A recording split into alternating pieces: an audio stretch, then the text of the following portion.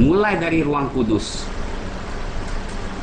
dibikin dari kayu shittim wood, kemudian dibungkus oleh emas. Mulai dari ruang kudus, kecuali kaki dian atau kandil, firman Tuhan kata, itu dibuat dari emas murni. Selain itu, ya kita akan lihat 3 perabot dulu.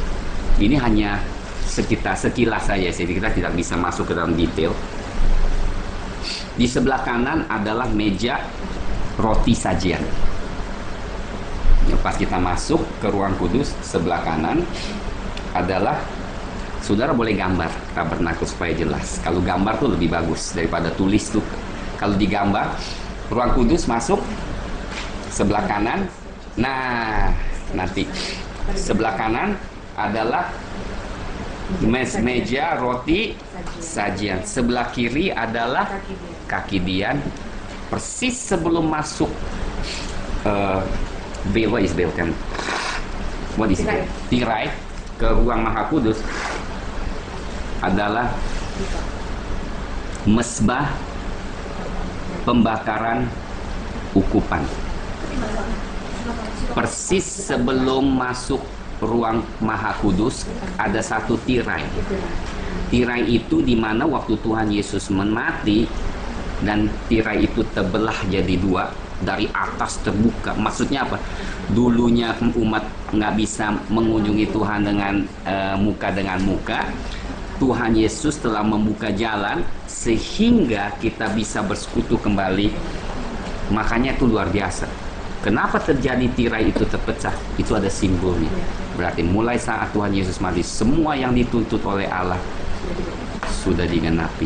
Dan tidak ada lagi yang bisa menuntut, menghalangi kita untuk tidak datang kepada Tuhan.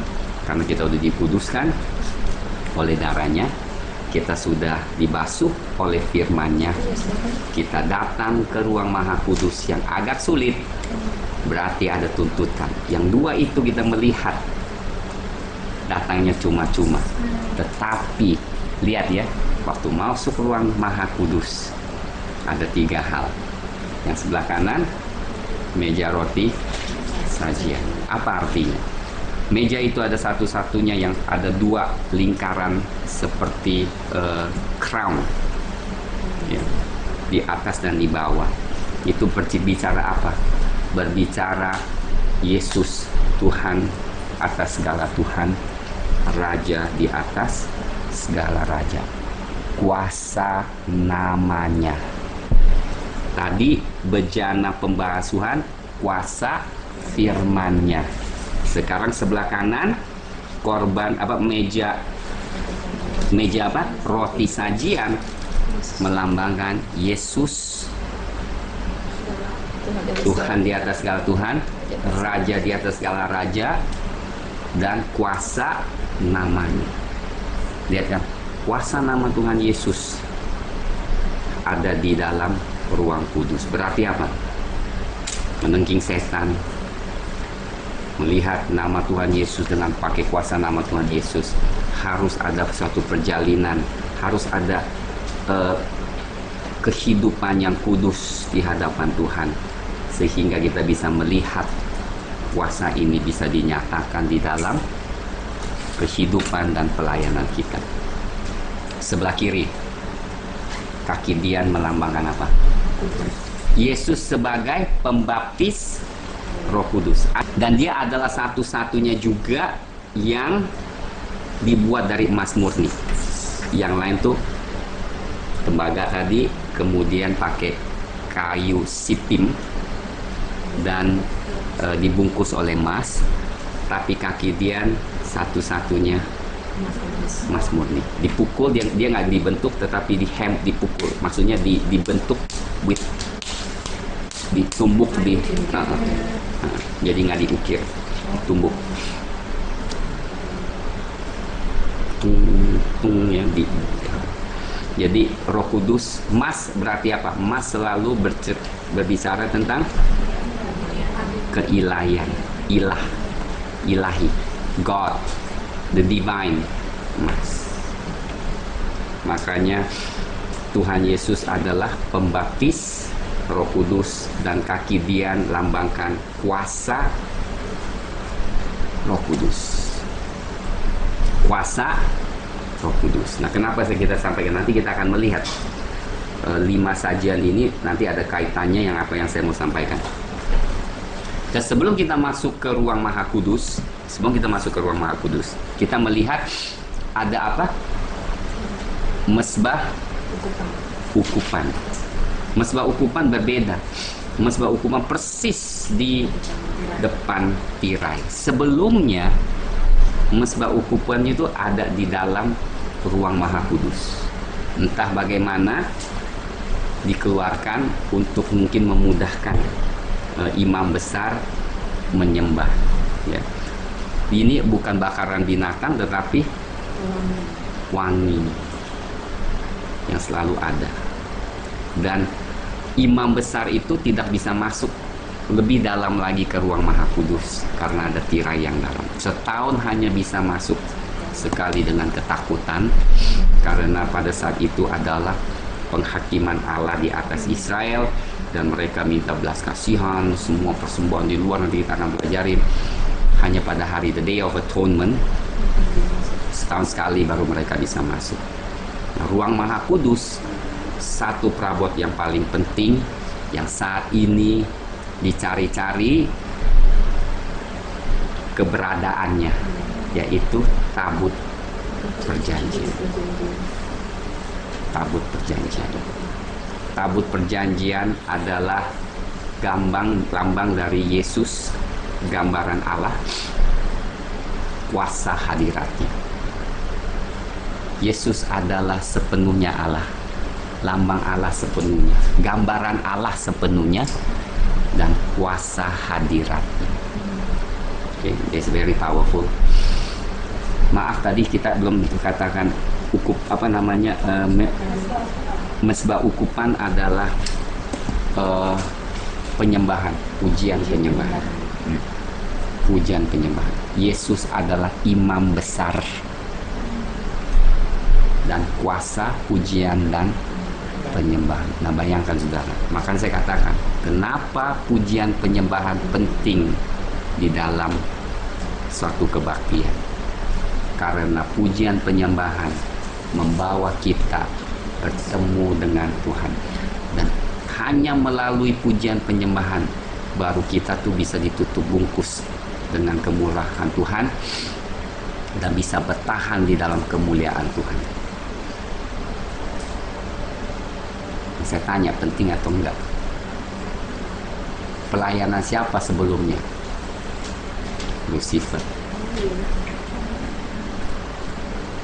Pelayanan Lucifer adalah pelayanan pujian penyembahan yang paling dekat dengan Allah,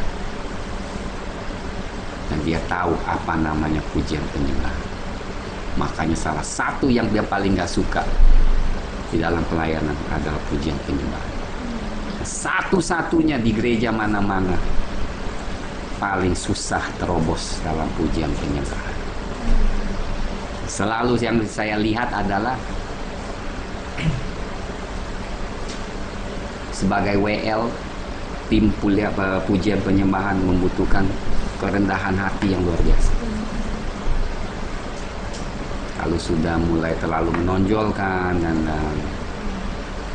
ada cara-caranya sendiri, nggak mau berubah, susah masuk dalam hadirat Tuhan. Okay. Ada pertanyaan apa sebentar?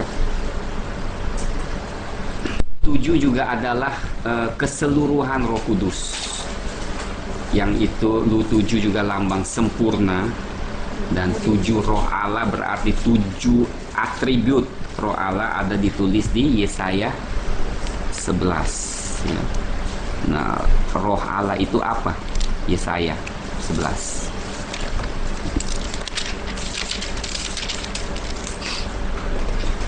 Ayat 2. Roh, hikmat, pengertian, terus apa? Counsel, might, knowledge. Roh Allah, ya, pertama Roh Allah, Kedua, roh hikmat. Ketiga, roh pengertian. Keempat, counsel. Kelima, might, spirit of pengetahuan. Dan roh takut akan. Tujuh nggak? Tujuh kan? Atribut Roh Kudus. Kesempurnaan. Jadi Roh Kudus sempurna. Keseluruhan atribut ada dari Roh Kudus is a perfect number. 7 adalah angka sempurna.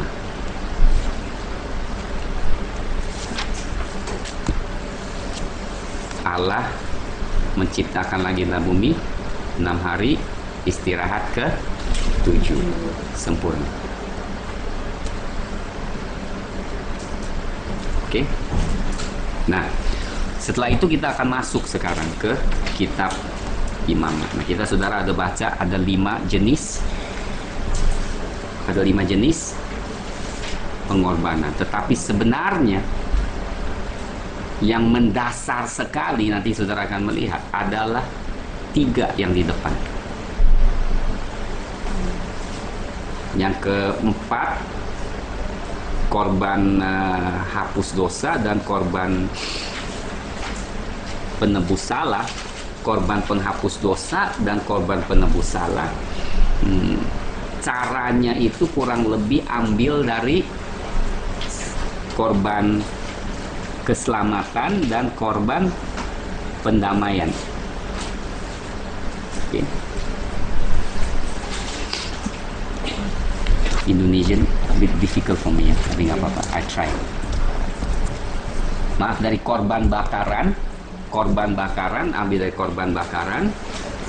Jadi kita melihat 5 korban, tapi yang esensi yang kita akan pelajari 3 ini yang depan. Kalau 3 kita ini udah ngerti kurang lebih, korban penghapus dosa itu kurang lebih ambil dari salah satu caranya atau kombinasi dari yang 3 itu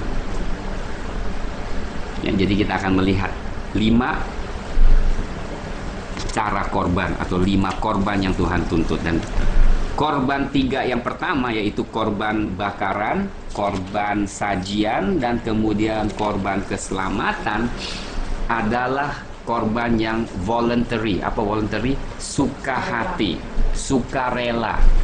Berarti itu merupakan dupa yang harum di hadapan Tuhan. Dengar, yang 3 ini adalah dupa yang harum, karena ini merupakan pengorbanan yang sukarela, di mana kita mau berikan kepada Tuhan dengan sukarela. Nanti kita akan pelajari lebih dalam lagi.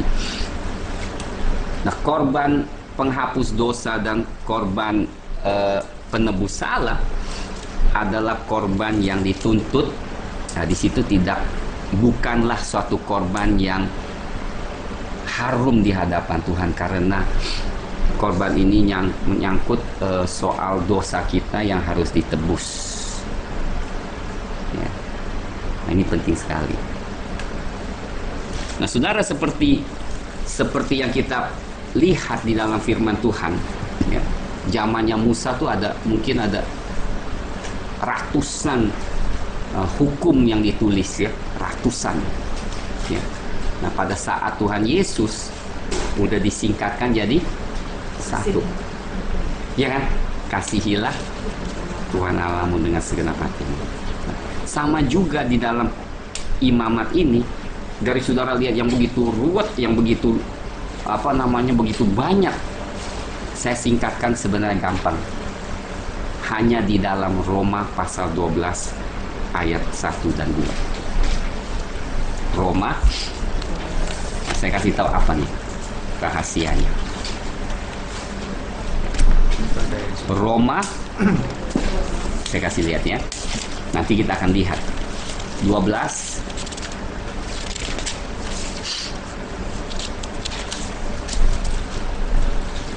ayat 1 dan 2. Karena itu saudara-saudara, demi kemurahan Allah aku menasihatkan kamu supaya kamu mempersembahkan tubuhmu sebagai persembahan yang hidup.